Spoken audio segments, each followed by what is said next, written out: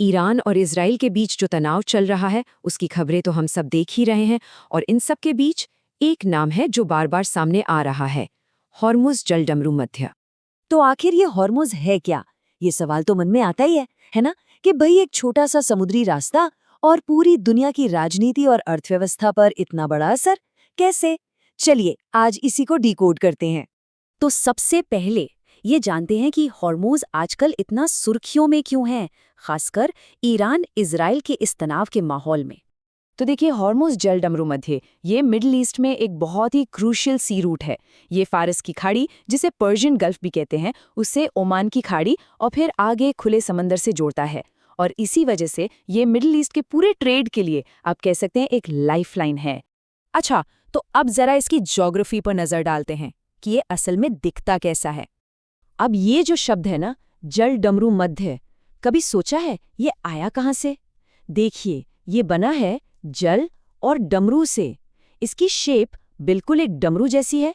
बीच में से संकरा, फारस की खाड़ी और ओमान की खाड़ी, दो बड़े हिस्से, और बीच में ये पतला सा रास्ता है ना। इंटरेस्टिंग। तो अगर इसकी लंबाई की बात करें तो पर्शियन गल्फ से गल्फ ऑफ ओमान तक ये पूरा रास्ता करीब 167 किलोमीटर लंबा है। लेकिन लंबाई से भी ज्यादा इंपॉर्टेंट है इसकी चौड़ाई। अपने सबसे नैरो पॉइंट पर यह रास्ता सिर्फ और सिर्फ 33 किलोमीटर्स चौड़ा है। सोचकर देखिए, जस्ट 33 किलोमीटर्स। इसी वजह से ये इतना क्रिटिकल है। अब इतने नैरो रास्ते में इतने सारे जहाज, तो ट्रैफिक मैनेजमेंट तो जरूरी है, राइट? तो यहाँ एक प्रॉपर सिस्टम है। 3 किलोमीटर चौड़ी लेन आने वाले जहाज़ों के लिए, 3 किलोमीटर चौड़ी लेन जाने वालों के लिए, और बीच में 3 किलोमीटर का बफर जोन, ताकि कोई टक्कर ना हो, एकदम सी हाईवे जैसा। तो ज्योग्राफी तो समझ ली। अब आते हैं सबसे बड़े पॉइंट पर, इसका इकोनॉमिक इम्पोर्टेंस। क्यों इसे दुनिया की ऑयल लाइफलाइन कहते हैं? जरा इस आंकड़े पे गौर कीजिए। दुनिया में जितना भी ऑयल समंदर के रास्ते ट्रेड होता है, उसका 20 से 30% यानी लगभग 1/3 हिस्सा सिर्फ इसी एक पतले से रास्ते से गुजरता है। Just one single point.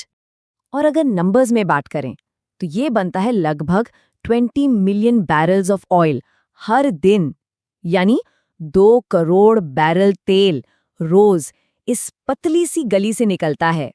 The scale is just massive. तो अब समझ में आया कि इसे दुनिया की सबसे इंपॉर्टेंट ऑयल लाइफलाइन क्यों कहते हैं। ये वाकई एक लाइफलाइन ही है। और सोचिए, अगर ये लाइफलाइन कट गई तो क्या होगा?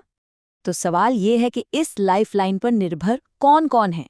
वेल, एक तरफ है एक्सपोर्टर्स, बड़े बड़े ऑयल प्रोड्यूसिंग देश जैसे सऊदी अरब, ईरान, यूएई, कुवैत। ये सब अपना तेल और गैस यहीं से दुनिया को भेजते हैं। और दूसरी तरफ है इंपोर्टर्स, खासकर एशिया की बड़ी इकोनॉमीज जैसे चीन, जापान, साउथ कोरिया। इनकी तो पूरी इंडस्ट्री, पूरी इकोनॉमी इसी रास्ते से आने वाली एनर्जी पर चलती है। अब जब ये इतना इम्पोर्टेंट है तो जाहिर है इस पर कंट्रोल की भी लड़ाई होगी। तो चलिए देखते हैं कि इसका स्ट्रेटेजिक कंट्रोल किसके पास है और असली रिस्क कहाँ है। तो देखिए, इसका जो नॉर्दर्न कोस्ट है वो पूरा का पूरा ईरान के कंट्रोल में है, और सदर्न कोस्ट पर हैं ओमान और यूएई, और बीच में जो छोटे छोटे आइलैंड्स हैं जैसे हॉर्मुज़, खेशम, वो भी स्ट्रेटेजिक कंट्रोल के लिए बहुत अहम है। और यहीं पर ईरान के लिए एक बहुत बड़ा पैराडॉक्स है।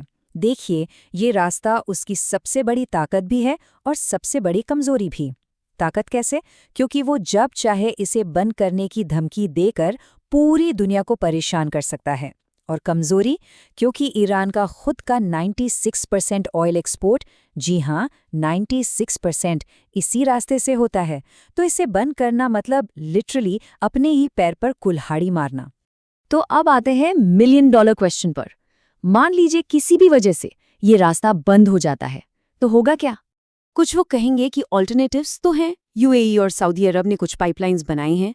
हाँ, बनाई हैं, लेकिन वो इस रास्ते से जाने वाले तेल के मैसिव वॉल्यूम का बस एक छोटा सा फ्रैक्शन ही हैंडल कर सकती हैं। मतलब साफ है, इसका कोई real alternative at least for now नहीं है। और अगर ये बंद हुआ तो डोमिनो इफेक्ट शुरू हो जाएगा। सबसे पहले दुनिया भर में तेल और गैस के दाम रॉकेट की तरह ऊपर जाएंगे। एशिया की जो बड़ी इकोनॉमीज हैं, उनकी एनर्जी सप्लाई चोक हो जाएगी।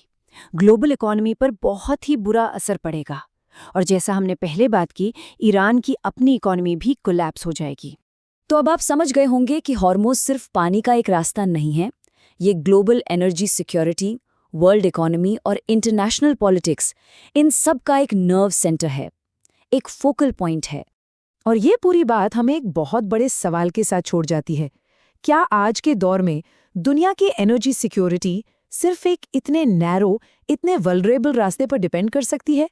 ये एक ऐसा सवाल है जिसका जवाब पूरी दुनिया को मिलकर ढूंढना होगा।